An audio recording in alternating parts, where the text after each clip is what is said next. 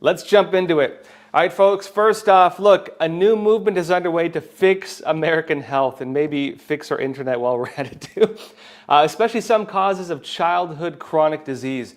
Now, this is being spearheaded by the new Health and Human Services Secretary, RFK Jr., and the creation of a new MAHA commission by President Trump. People talk about, again, RFK Jr. and Health and Human Services.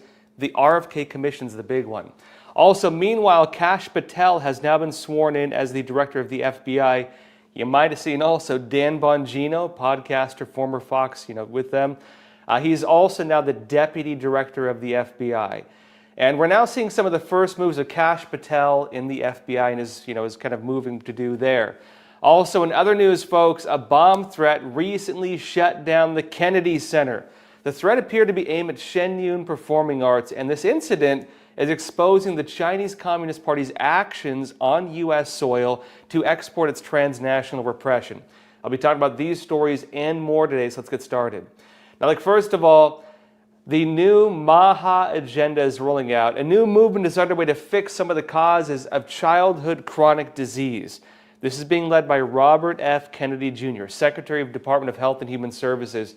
But in addition to his role with HHS, he's also the head of the President's Make America Healthy Again Commission. That's the MAHA Commission, which has influence, interestingly, over other departments and agencies. Now look, Trump created the MAHA Commission through an executive order on February 13th, the same day RFK Jr. was sworn in. And the order states this, quote, "It shall be the policy of the federal government to aggressively combat the critical health challenges facing our citizens, including the rising rates of mental health disorders, obesity, diabetes, and other chronic diseases." Now it notes to do so, executive departments and agencies that address health and healthcare must focus on reversing chronic disease. Now look, it is tasked, according to Epic Times, to explore contributing causes to childhood chronic diseases such as the American diet, absorption of toxic material, medical treatment, lifestyle, environmental factors, government policies, food production techniques, electromagnetic radiation, that's EMF, like your Wi-Fi or your phone and stuff, and also corporate influence or cronyism. Cronyism being one of the biggest diseases of them all, in my opinion. Now it says the mandate aligns with Kennedy's presidential campaign platform and his previous work at Children's Health Defense, a nonprofit he founded in 2007. And it notes that aside from the commission as head of HHS, Kennedy will oversee a budget of $1.8 trillion for fiscal year 2025, which is the largest budget of any federal agency. It notes as well, within 100 days, by May 22nd, the commission will deliver an initial assessment of potential factors that contribute to the chronic disease epidemic, according to the order. And it also notes a national Make Our Children Healthy Again strategy will be presented within 180 days. The commission includes the heads of the Environmental Protection Agency, the Departments of Agriculture, Veterans Affairs, Education, and Housing and Urban Development, and also several economic advisors. It notes the FDA commissioner, the CDC director, and the NIH director will also be involved. So, big campaign rolling out right now. Now, it said as well, folks, RFK Jr. actually made some statements on the campaign to end chronic disease. Watch this. My commitment to you is that we're going to make chronic disease our top priority. In our first 100 days, we're going to examine every possible contributing factor to the epidemic of chronic disease. We will leave no stone unturned. We're going to listen to the experts and to the dissidents. We're going to listen to insiders and to the whistleblowers. We're going to listen to the doctors and we're going to listen to the moms. We will examine our food, our medicine, our water, our lifestyles, and our environment, everything that goes into Americans' bodies. I promise you that I will enter this inquiry with an open mind and a willingness to be wrong, and I ask that you join me in that. That's how we're going to build unity in this age of political division. We have to find something we care about more than being right, more than political advantage, and more than financial profit. Now look, one of the reasons RFK faces criticism is because he's willing to listen to people who typically get sidelined by the medical establishment. This is how it works, right? There are doctors and experts out there who don't agree with everybody else. They don't agree with everything we're being told about medicine. There are industry whistleblowers, pharmaceutical companies and so on, people who step forward who have exposed really serious issues that nobody dares to speak about. People don't even dare have them on. There are researchers and there are scientists who uncover findings that contradict medical practices that are considered to be absolute. How dare you question that? And when you're dealing with an industry that has as much power as, big pharma and food, if you understand that most government agencies, right, government officials, they get a lot of funding from these people. Most news outlets, who are the biggest advertisers? Well, it's pharma. Well, these guys, they have a direct impact on health and so on. Many people do not dare to have them on. They don't want to acknowledge any of the dissenting voices. But alongside RFK's actions, there are also others, including on the legal front. Now look, Doge and Elon Musk, they are investigating Medicare and Medicaid and possibly fraud tied in with it. They claim like $300 billion. And it's now being reported by the Wall Street Journal that the Department of Justice is investigating Medicare billing practices, specifically at UnitedHealth Group, whose CEO, Brian Thompson, was killed on the streets in Manhattan back in December. Wall Street Journal said this: the Justice Department has launched an investigation into the UnitedHealthcare Group's Medicare billing practices in recent months, people familiar with the matter said. It says the new civil fraud investigation is examining the company's practices for recording diagnoses that trigger extra payments to its Medicare Advantage plans, including at physician groups the insurance giant owns. And notes a series of articles in the Wall Street Journal last year showed that Medicare paid UnitedHealth billions of dollars for questionable diagnosis. It notes as well, attorneys with the Justice Department as recently as January 13th interviewed medical providers named in the articles. In the Medicare Advantage system, insurers get lump sum payments from the federal government to oversee enrollees' Medicare benefits. And also when patients have certain diagnosis, the payments go up, creating an incentive to diagnose more diseases. Interesting, right? It notes UnitedHealth shares fell 7% on Friday, wiping out more than $30 billion in market value. And it notes the Medicare billing investigation adds to the scrutiny on UnitedHealth, the $400 billion company that owns the largest U.S. health insurer and a sprawling network of other health industry assets, including its doctor practices, a large pharmacy benefit manager, and data and technology operations. They might be in big trouble, although they deny any responsibility with this. Now, UnitedHealth, they responded to Wall Street Journal report. They said, we are not aware of the launch of any new activity as reported by the Journal. No knowledge of these investigations, allegedly. And they say any suggestion that our practices are fraudulent is outrageous and false. They're fighting back on it, and they say that they are innocent. Now, folks, in other news, Kash Patel is now the director of the FBI. He is your new FBI director. Dan Bongino is the assistant FBI director. And we're also seeing some of the first moves for the agency. Now, Red State reported FBI Director Kash Patel followed up a fiery introduction speech on Friday with equally fiery action. He ordered 1,500 staff and agents to be transferred from its Washington, D.C. headquarters to various locations across the nation. It says some 1,000 agents and staff will be reassigned to cities the Trump administration has designated high-crime locations where they can fight crime rather than engage in political shenanigans. No more gerrymandering with our politics. Time to go fight the bad guys, right? Now, notice another 500 staff will be reassigned to Huntsville, Alabama, which it says is the D.C. equivalent of exile to Siberia. Personally, I don't think it's nice they're comparing Alabama to Siberia. I like Alabama, but that's them. Now, folks, with Kash, it's expected he'll take actions to depoliticize the FBI. This is one of the big things he's talking about.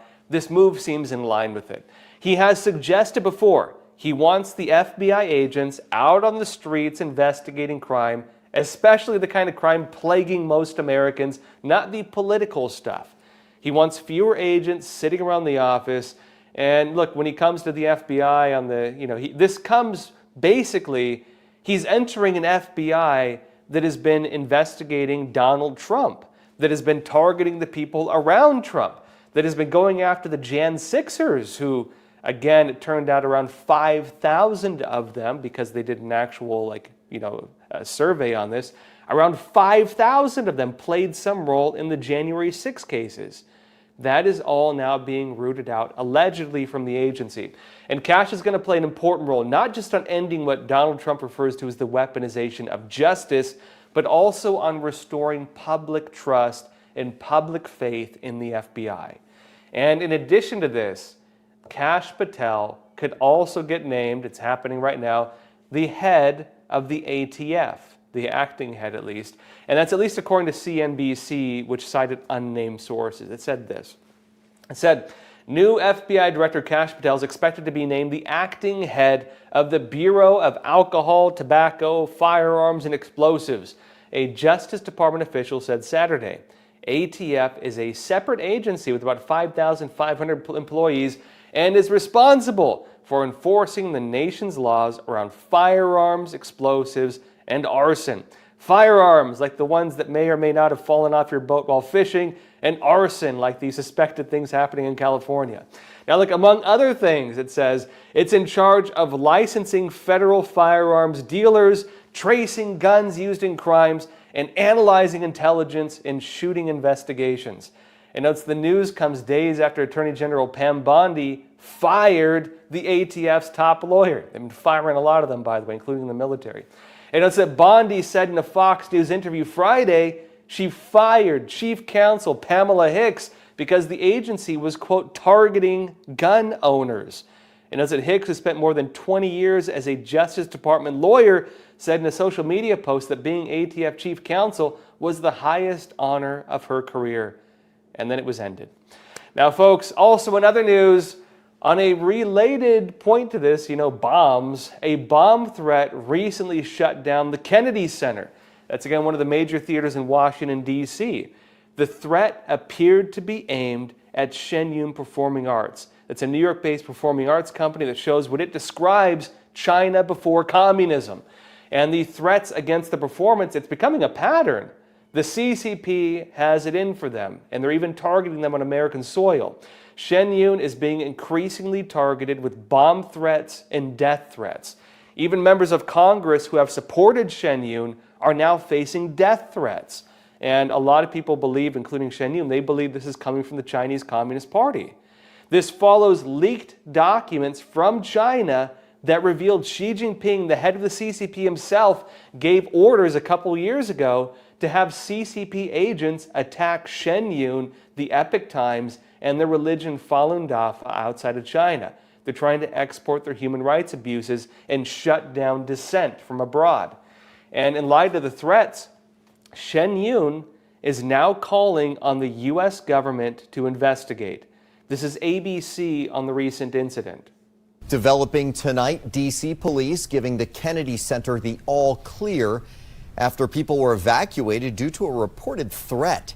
7 News' John Rogers is at the alert desk. And John, the threat targeted a specific production that's premiering tonight at the Performing Arts Center. Yeah, Scott, the performance is Shen, a popular traditional Chinese dance performance. It's set to take the stage at 7:30. You may have seen the ads right here on 7 News or on billboards throughout the area. Now, this threat came in at about 10:45 this morning. The venue was evacuated. We have pictures on our website. There's also a nearby road that was closed. Police eventually left the area shortly before 2 p.m. We have reached out to U.S. Park Police and the Shen Performing Arts for comment. Tickets are still available. The Washington Post is reporting that the performance will continue as planned. I'm also seeing that apparently Shen also received reports in Atlanta a couple months ago. There are threats against performances there a couple months ago. Now, again, performances here in the Kennedy Center scheduled to last until March 2nd. Now, after the threat on the show at the Kennedy Center, Shen held a press conference to reveal the threats and the attacks that the performance has been facing. Epoch Times said numerous emails, many of them in Chinese, have been adopting an increasingly provocative tone, threatening violence toward theaters, the arts group's New York headquarters, and lately lawmakers and officials, U.S. government officials. They say it's basically targeting the entire U.S. government, society, and everything we stand for. That's according to Li Shai-Lamish, MC for Shen Yun, telling the Epoch Times. And Lamish called on the U.S. government to investigate this thoroughly to really try to find out who is behind this, and added, if it doesn't stop with Shen Yun, it won't stop with somebody else. They'll continue on. It's going to be an increasing problem until we do something about it. Now, it notes the February 20th show proceeded smoothly after the police cleared the scene. The theater has increased security, installing metal detectors at the entrance as a precaution. And Shen Yun said it believes the Chinese Communist Party is behind the threats. Now, we'll see what comes out from this. Shen Yun MC Li Shai-Lamish also noted some of the other cases of the CCP's actions. Watch.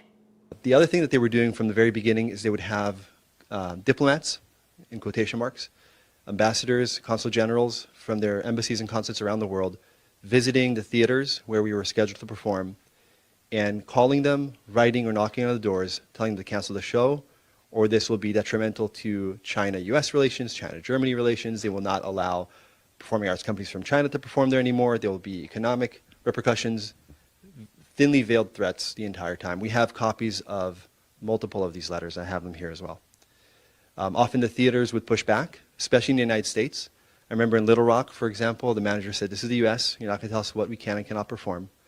And in some cases, they actually ended up doing some advertising for us. I remember we were performing in Canberra in Australia, in the capital, and I came out of the performance with my MC partner walking back to our hotel, which wasn't too far, and we were stopped by a couple of people, and they said, we really enjoy the show. We're parliament members. And they said the entire parliament got a letter from the embassy saying, do not see Shen Yun. So, of course, we all came. And we had enough for a quorum here. We could have passed some legislation while we were at your show. All right, folks, right now these things are happening. Some of the actions the CCP have had an ironic opposite effect. The communist regime's attacks are becoming more brazen as well. But the Epoch Times reported that U.S. authorities in 2024 sentenced 2 Chinese agents who tried to bribe the IRS into revoking Shen Yun's nonprofit status. And note that leaked notes from Chinese police meetings also showed authorities backing specific social media influencers in the United States and Japan who've been producing content slandering Shen Yun and the Falun Gong spiritual group. It notes the Epoch Times also reported in December that Chinese Communist Party leader Xi Jinping, at a 2022 secret meeting, directed officials to escalate the regime's suppression globally by spreading disinformation and weaponizing democratic institutions in the West. Their target is Falun Gong and any entities started by Falun Gong practitioners.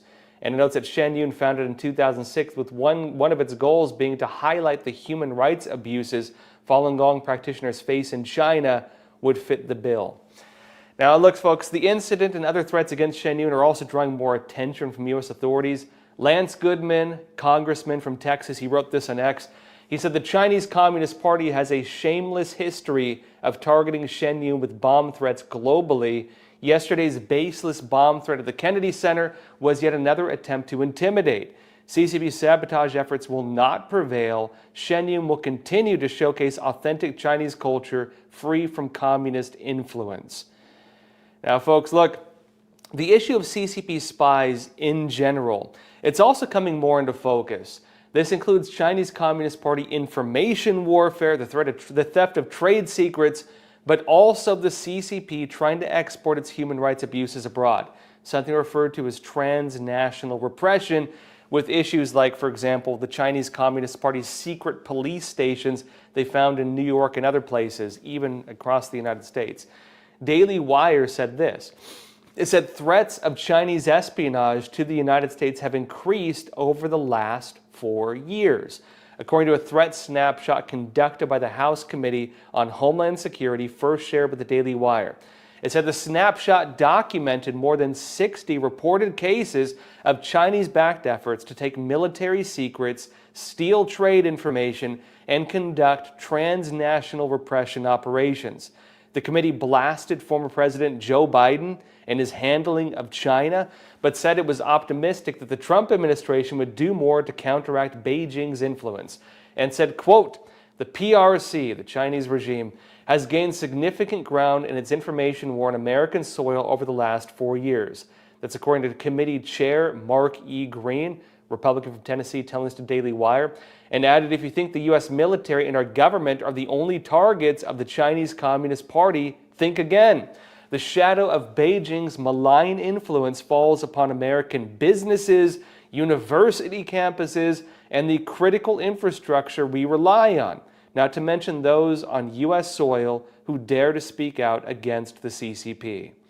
Now, look, on this front, there are reports that Republican lawmakers are working to restore an anti-CCP initiative that we had under Trump but was largely dismantled under the Biden administration. Daily Caller said Republican lawmakers introduced legislation on Friday to resurrect a program combating Chinese Communist Party espionage that was terminated by the Biden administration.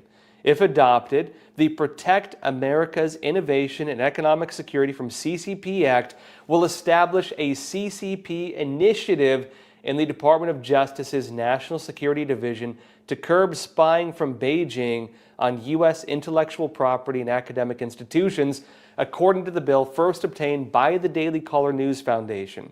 The CCP initiative draws heavily from a similarly named Trump administration program called the China Initiative, which the Biden administration ended in February 2022, right when Xi Jinping made his whole Going to America campaign, after critics claimed it fueled a narrative of intolerance and bias, according to the Daily Caller News Foundation and the previous reports. And as the congressman introduced the bill, Texas Republican Representative Lance Gooden, he told the Daily Caller News Foundation that the legislation will ensure the U.S. government has the resources to expose, investigate, and prosecute those who seek to weaken America, and said the CCP has stolen from our businesses, infiltrated institutions, and undermined our economy for far too long. And he added, quote, "We must act now to defend our economy and national security from China's aggression. Congress must send a clear message. America will not tolerate the CCP's economic sabotage." Now, look, also on these same lines, and I wonder if this is happening to us on YouTube as well, it is now being openly revealed YouTube has been allegedly boosting anti-American content, promoting CCP propaganda, and censoring anybody who's been talking about the CCP in a negative light, anyone exposing them. Now look, Matthew Tai, who runs the YouTube channel Lawai86, pretty big YouTube channel, we might have seen it, he regularly exposes the CCP, and he just published an opinion piece in The Hill where he explains how his channel has suddenly been censored. And he's also shown something interesting. He's shown evidence of other channels like his facing this same type of censorship. This is him in The Hill. He said, "I believe YouTube is actively promoting pro-Chinese government, anti-American content while suppressing voices critical of China's communist regime. Why? Because it is happening to me," he says. China's online strategy shifted late last year at a time when YouTube's algorithm changed as well, right after the U.S. election. Despite our not covering U.S. politics or the election, viewership across all three of our channels fell off a cliff. He said, "We have since studied this overnight collapse in viewership in a sample of 6 videos prior to November 2024. He says, "My channel was averaging 448,000 views per video." He says his first 6 videos after the U.S. election averaged just 125,000 views, 72% less. In the same time frame, Winston's channel, another one, plunged from an average of 534,000 views per video to just 178,000, a drop of 67%. He notes that his collaborative weekly show, The China Show, saw a drop of about 25% during the same period. And he said, "We were not the only channels affected. Other channels critical of the Chinese government, such as China Uncensored, witnessed equally devastating drops in viewership." And he notes this type of huge drop in viewership across multiple channels is highly irregular and very likely to be explained by a shift in YouTube's recommendation algorithm to stop recommending all videos critical of the Chinese government. Now look, China Uncensored, I know Chris there as well. They also noted they ran an experiment, which others have been trying in addition to that, and they're trying to verify whether YouTube is in fact censoring anti-CCP content and actually promoting anti-American content or content that's just CCP propaganda, making them try to look good.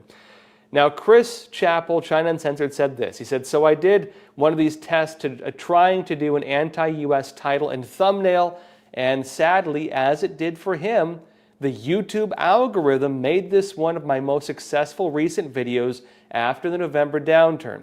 It's truly sad what's happening inside of YouTube and Google. Again, suggesting that YouTube is promoting anti-American content and actually promoting the Chinese Communist Party. Now, again, we'll see what comes from this. My own channel, Crossroads, the one you're watching right now, we've been censored heavily by YouTube. In fact, our growth was frozen. We were demonetized around 4 years ago. And we also went from about the same views as these guys, 300,000, 400,000, 500,000 to like a trickle. YouTube hasn't even told us why they censor us. They won't even fully tell us. But hey, maybe we'll get some answers on that soon, right? Now look, in other news, Republicans and Democrats in the House of Representatives are working on a bill that can get a very large tax refund for parents. Fox News said this, a bipartisan group of lawmakers has introduced a bill that would give parents up to $6,000 per child in expanded tax credits. It's part of a wider piece of legislation called the Affordable Child Care Act, led by Representatives Brian Fitzpatrick, Ryan McKenzie, and on the right, and Sharice Davids and Suzanne Bomasi on the left. Both the Republican and Democratic campaigns had called for an expanded child tax credit during the 2024 presidential race, where both sides attempted to make inroads with families struggling to afford care. Now, on this front, this follows other reports that Donald Trump, President of the United States, is considering giving Americans back some of the money being saved by Doge and Elon Musk. Now, Donald Trump said in a recent event in Florida, quote, there's even under consideration a new concept where we give 20% of the Doge savings to American citizens and 20% goes to paying down debt. Might get ourselves out of debt. What a wonderful thing. Now, note that if Elon Musk manages to reach his goal of cutting around, spending of $2 trillion, which is what he's aiming for, 20% of $2 trillion, that'd be about $400 billion. You take that, distribute it to every American in the country, right, all the American people, that gives us about $5,000 for every household. For some people, basically that would be like not paying taxes, right, depending on where you're at on the tax scale. Now, look, in other news, President Donald Trump has talked before about declassifying files like the ones on late child sex trafficker Jeffrey Epstein, and that might be happening soon. I'll be talking about this after we come back from a quick break. Experts agree. One of the best ways to protect against financial uncertainty is to diversify your portfolio. Learn how physical gold and silver can secure your retirement funds from today's economic challenges. With a gold IRA from American Hartford Gold, you can safeguard your wealth with no penalties or taxes when you transfer your current qualifying retirement accounts. Call now and our precious metals specialists will send you a free information kit, no cost or obligation. American Hartford Gold, a trusted industry leader with an A+ from the Better Business Bureau, has a 5-star rating from thousands of happy clients. Whether you are getting physical precious metals in a gold IRA or delivered to your doorstep, we offer only the highest quality gold and silver. For your peace of mind, we also offer a no-fee buyback commitment, a low price guarantee, along with free shipping and free insurance. So don't wait. Call the number on your screen today and secure your financial future.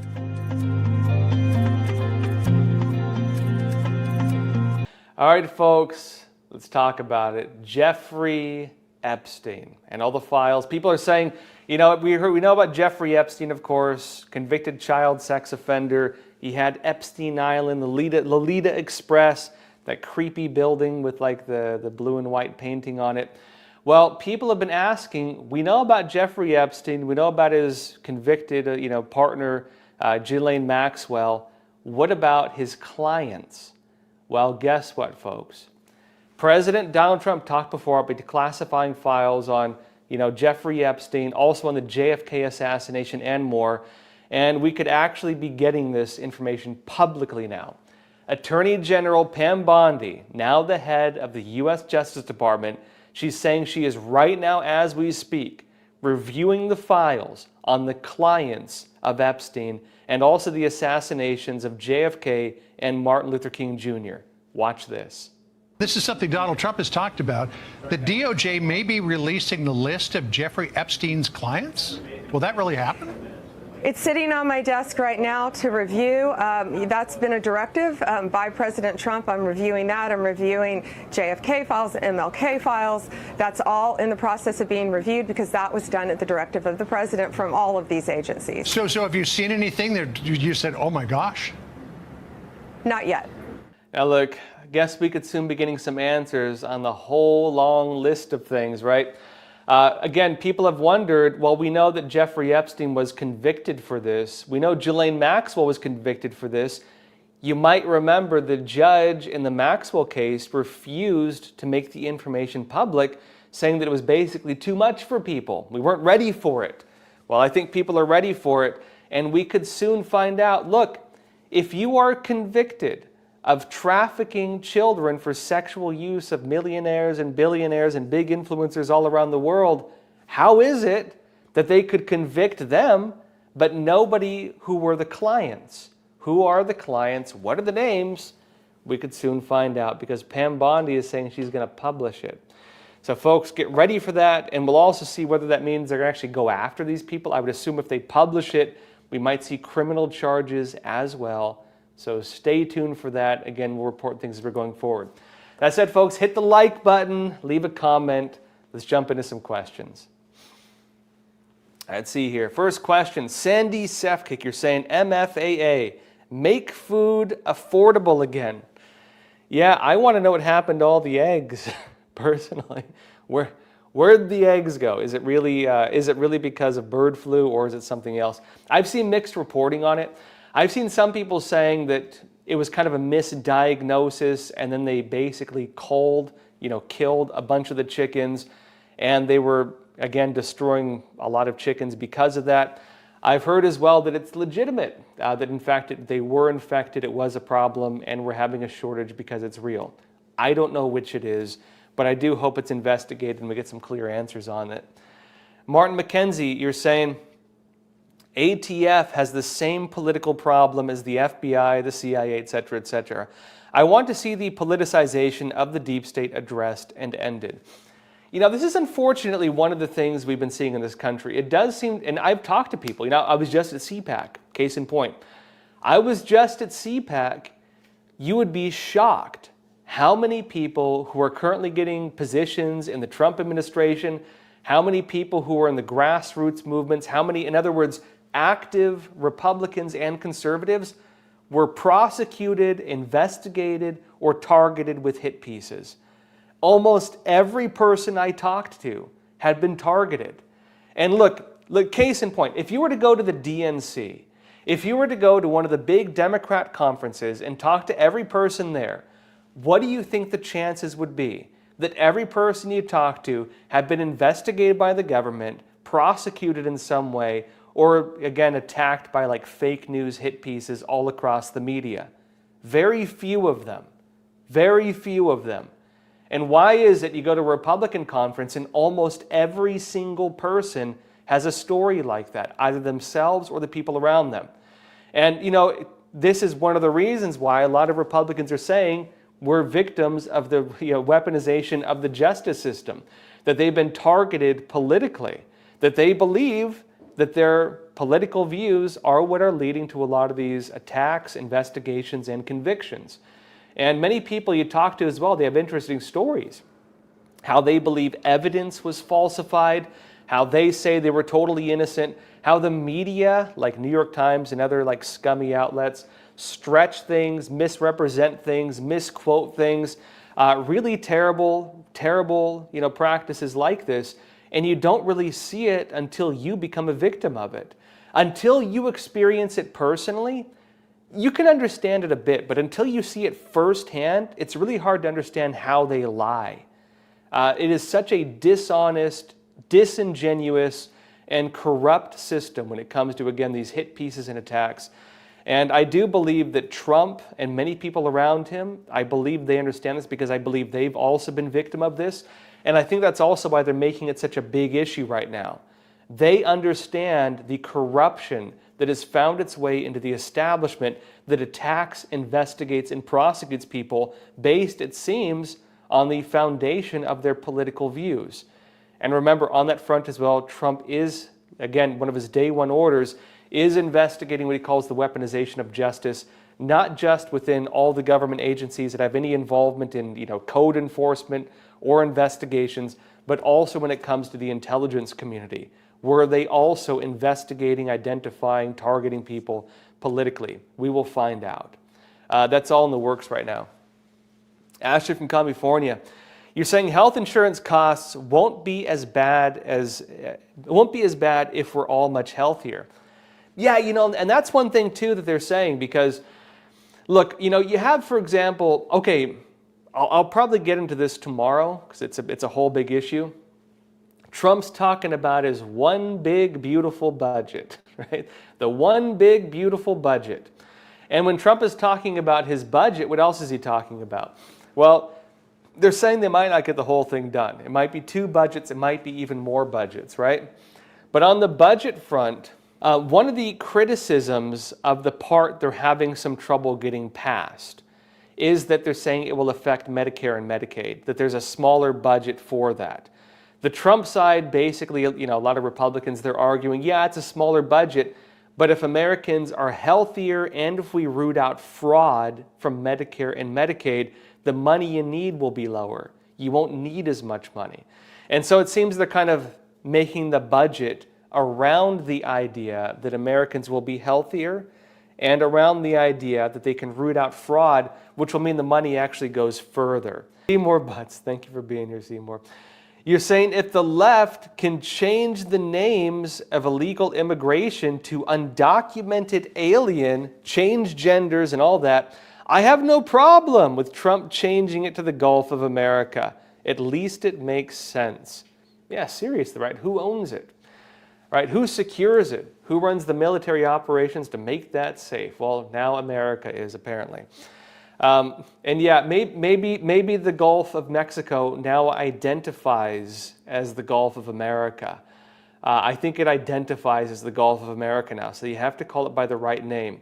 Don't dead name the Gulf of Mexico, folks. It's very not nice. Let's see, Trump triumph. You're saying, U.S. real estate market open to CCP customers. Why do we allow this? It's ridiculous on a lot of fronts like that. And actually, this is going to be one of the real big interesting stories coming out. I didn't talk about this today. I thought about it, but I don't want to overdo the China content. China is becoming one of the bigger issues of the Trump administration. Briefly on this, when Trump launched his tariffs, right, threatening 25% tariffs on Canada and Mexico, he also launched tariffs, new ones, on China. I believe he hit them with like 5 or 10%. Those are now in effect. The CCP is being hit with those. Now, Canada, Mexico, they made a deal. They're trying to secure their borders. They're working on some stuff to, again, fight against the cartels to an extent. Mexico's trying to overturn some of the U.S. policies fighting the cartels. In fact, they're even planning to make lawsuits to stop America from targeting the cartels. So Mexico's trying to protect the cartels. But they did make a deal with the United States, where, again, they've avoided the tariffs they were going to be facing for at least 30 days. That's coming up soon, the deadline for that. China did not do that. China right now, we have begun the trade war. And interestingly, U.S. trade representatives, this is a big story actually, they just told the Chinese Communist Party that the CCP is the worst offender of any country on earth when it comes to our bad trade deals. We have worse trade deals with China than any other country.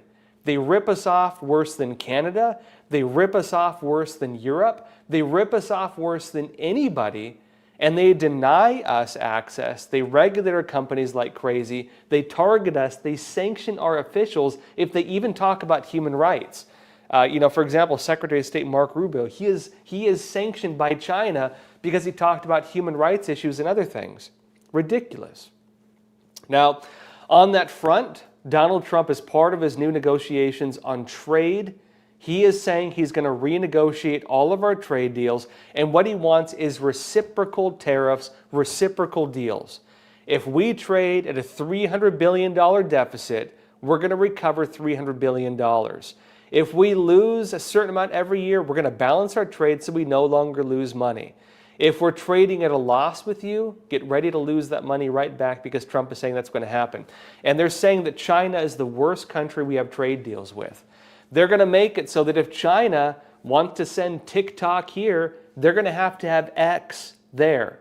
If they want to push CCP propaganda here, we're going to force them to have X there, and they're going to be hearing American propaganda. We're going to be waving the flag right in their faces. That's what he's suggesting, right? That's what we're doing, folks. And so, no more of this like one-sided deals. No more of these things where they can do things to us and they just expect us to play nice and not do anything back. Those days are over. And again, the negotiations for that are happening as we speak. They just came out with that. And on that point too, I don't think the CCP would survive if they didn't have censorship. So we'll see if they can handle that. Alfred's mom, you're saying, I'd rather pay the national debt rather than get money. Don't get into the same situation again. I'm the same way. I kind of grew up like that too. I never really got myself into debt. Anytime I've been in debt, I tend to kind of tighten my belt and I pay it off as quickly as I possibly can. I don't like being in debt. And so, of course, when we're talking about the U.S. national debt, we owe, like $37 trillion. That's pretty rough. Now, you could also say that Trump, if they want to give $5,000 to every American, if you're middle income or low income, that's basically about what you pay in taxes. And so remember, Trump is saying he wants to eliminate federal income tax for most Americans. If they can recover, again, bad spending through the Doge Department and so on, they might be able to accomplish that. Now, add to that, of course, in other words, they might eliminate federal income tax for a lot of Americans. They've been talking about getting rid of the IRS. I wasn't sure if this was just talk at first. I think they're serious about it now.